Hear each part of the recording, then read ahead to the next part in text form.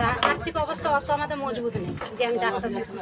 হঠাৎ করে এই সোনা মা আমার কাছে 2 দিন গেছে, আমি বুঝতে পারি কোন মা কি জানি। তারপরে দেখি সোনা মায়ের ছবি, এই ভিডিওটা 1 সপ্তাহ পরেই দেখতে পেয়েছি। আমি যে কি জিনিস এটা সরাচ্ছি, আবার বারবার আসি।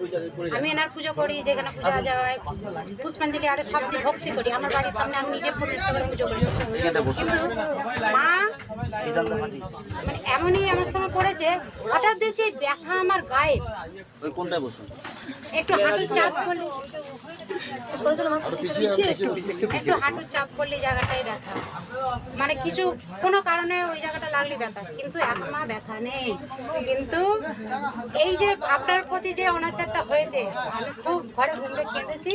আমি যত কষ্টই হোক আমি আসবো, আমি একা আসতে পারি না, সবাইকে নিয়ে এসছে, আমি নিয়ে এসেছি। এই ভক্ত মা অনেক উপকার পেয়েছে, আরো মা এসেই